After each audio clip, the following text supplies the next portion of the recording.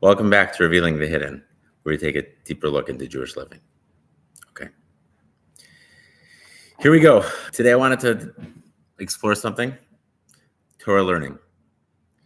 We're getting ready for Rosh Hashanah, and we're looking for ways to tip the scales, take our finger, push a little harder on the side of schar, trying to bring extra shefa, blessing, goodness, and who wouldn't want more of that coming to our lives, showering us, bringing down to this world um, goodness, whether it's for us, for our children, for our family, our friends, right? What everyone seems to want is just a good gebench to your, a blessed year. Just a little bit of love from Hashem, a little bit of help. So I wanted to look at the mitzvah of learning Torah. Learning Torah has tons to say. It could be days and days and pages, and we still wouldn't finish. But we're going to try. We're going to try to get through an idea. Going to take a piece of it. So right off the bat, there's a business element, right? You can make a calculation that would seem like very, very worthy of using Torah as a tool for tipping the scales. What is it? So we say every morning in davening, we say in Elu Devarim, these are the things Shadam Ochal Perosem that people eat, the fruit of the mitzvahs in this world, right? But the kara and the ultimate reward, Kayamas Olam Haba, comes in by the next world. And we go through a list. And already one can imagine that this list should be things we would think, okay, perfect. Let's do these things because these things are going to bring blessing in Shemaim and in Aretz. We'll get the ultimate reward up there. But down here in this world, we also get a reward. What's the reward we get in this world? We get the peiros, the fruit. Fruit is an interesting thing, right? Because it's still connected to the root. It could be removed from that which was original, but at the same time, the original thing that you did still like exists within it. If you planted a pear tree, then the thing you pull off is a pear. It's still related to the thing that you planted. And there's a notion, when we do mitzvos, they're called the peiros, the fruit of tzaddikim, the fruit of the righteous. Okay, with me so far? Good. So there are mitzvahs that are going to be like this. What are they? What are mitzvahs that you should be doing that bring blessing in heaven and in this world? There's kibbud avayim, honoring your parents, gemilos chasadim, acts of kindness, which itself, by the way, is an amazing strategy for blessing, and also just the right thing to do. It's a good thing to do. But the whole notion of Talmud Torah Keneged Kulam is going to be the thing, the thing that's going to be unlocking everything here. Talmud Torah Keneged Kulam is going to be the power play. Why? What is that phrase? It's the end of this list that we had. So we had Kibbud Avayim, Gevurah Chasadim, and all these other mitzvahs, and we end with Talmud Torah Keneged Kulam. The mitzvah of learning Torah is equal to all the other mitzvahs, all of them, not just part of them, not just some of them. Every single one is equal to Talmud Torah. So that means 613 mitzvahs you're getting when you do the mitzvah of Talmud Torah. What is the mitzvah of Talmud Torah? How much do you have to do? When it comes to lulav and esrog, take a lulav, you shake it, and then you're done. Right? Lulav esrog, right? And the meaning. What's another example? It's tzedakah. You take a coin, you put it in, you did a mitzvah. Right? When you take meiser as a halachic like requirement, but every time you do that action, you're fulfilling a mitzvah from the Torah. When it comes to Talmud Torah, the Vilna Gaon paskins, based on the Gemara in Yerushalmi, that every single word that you learn is the mitzvah Talmud Torah. Every single one. Wow. Right? You process what that means?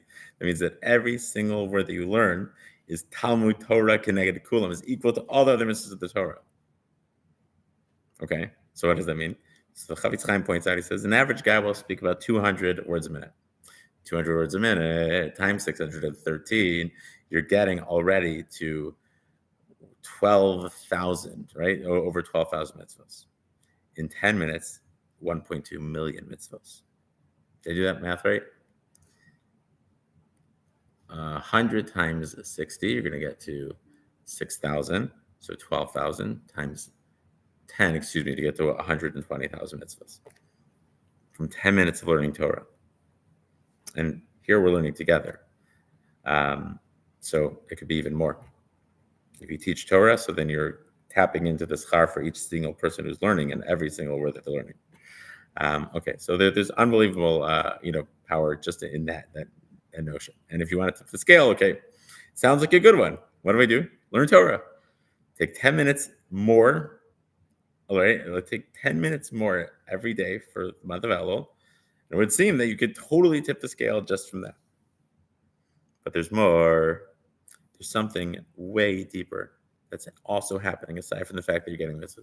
Why is it? What's going on with Talmud Torah Connected Kulam? What is so unique? What is so like elevated and greater? And I want to go about it, understand it based on a fascinating piece in the Gemara in Gittin, the Gemara that talks about divorce documents. Right on the first page, the Bali Tosfos asks a question. I'm going to read it to you. You ready?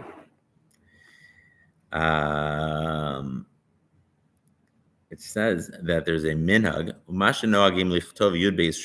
There's a minhag that the Jewish people write a divorce document with 12 lines. Interesting. 12 lines. Okay, that's very nice. Why do you have a minhag? Is it get an inspiring thing, an exciting thing? You create minhagim around it? It's weird. Like what's going on? So there's several answers that are brought. Rabbeinu Tam brings down that it's because Gimel and Tet together, Gimel is 3, Tet is 9, so it's a gematria of 12. Very nice.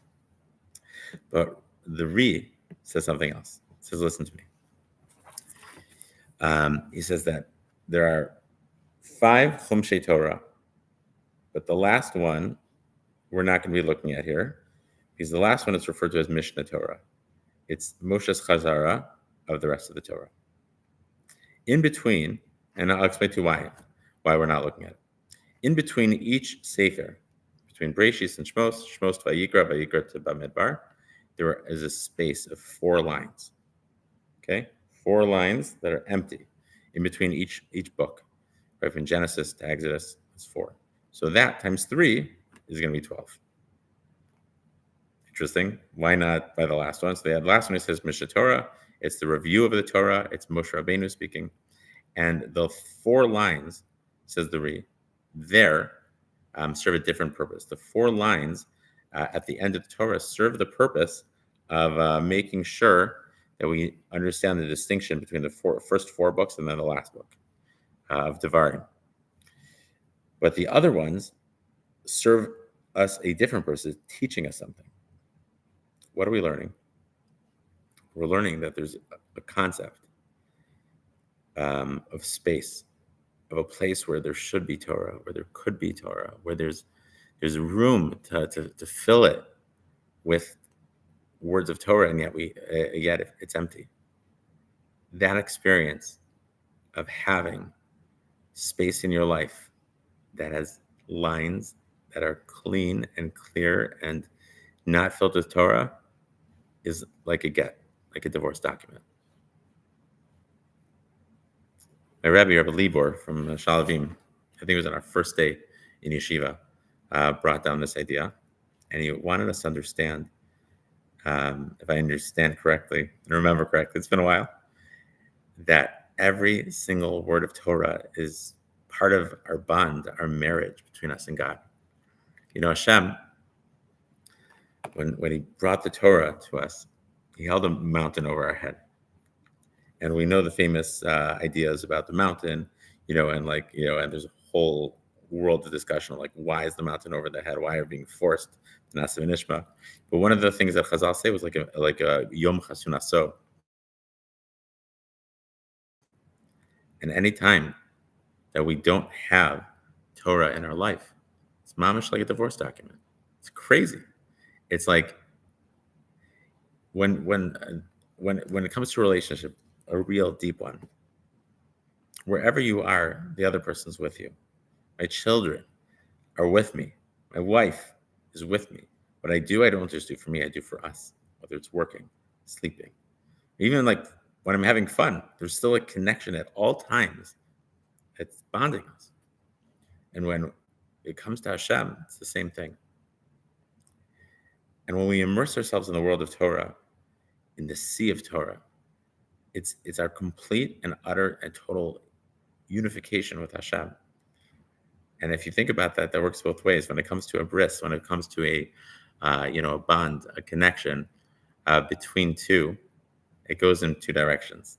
We actually, the Vilna Gaon points out that by a bris, the term that's used for a covenant, the charos imo habris, that a bris was cut. What does it mean a bris is cut? A covenant was cut. So in English, it actually is one of the times we actually see, a Torah idea translating into English to cut a deal. That phrase, why cut? So Vilna Gaon says because a real bond is when you take a piece of yourself and give it to the other. You're taking part like it's not a real bond without sacrifice, right? And so when we have a bris milah, what's the sacrifice? We're taking a piece of the orla skin, right? For circumcision, it's from the place of creation of man. It's the place of the future of man. We give our future over to God. Say that the idea of our progeny, our future, is one that can't exist without you. And Hashem did the same thing. Because once we have the bris of Avraham Avinu, then Hashem is bonded to us and his name is bonded to us. And so he's giving us a piece of himself, so to speak. He's letting us carry his name throughout history. Ki Shem Hashem nikra lach, the name of Hashem is on us. The bris is very deep. And so when you immerse yourself in the Torah, so yes, there's a Talmud Torah Connected Kulam, you're getting lots of schar, you're getting lots of reward. It's awesome. It's good shindig. It's worth it. But there's so much more. You should understand that whether it's on the pages of Torah, whether it's in the life of Torah, right? When you put on tefillin, for example, right? So you are a living, breathing expression of the Torah, right? It's coming alive. And you can have that in everything that you're doing. Whether it's through the Sheish Mitzvahs, Tminios, the 6 constant mitzvahs, you think about Hashem, believe in him, and all of a sudden you're plugged in, right? You love him, you're plugged in twice, right? Or you're going to work and your kavana is like, I'm doing this to build a Jewish home, to support Torah, mitzvahs, whatever it is that you're doing. You can be in constant immersion and bond mode with Hashem. Let's finish the quick story.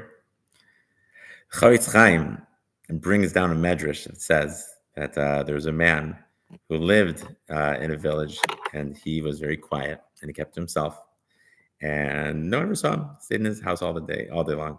And he did this one thing. He learned Maseches Chagiga over and over and over and over. He loved Maseches Chagiga. It's geschmack. It was his everything. And he loved it. And then one day, he passed away.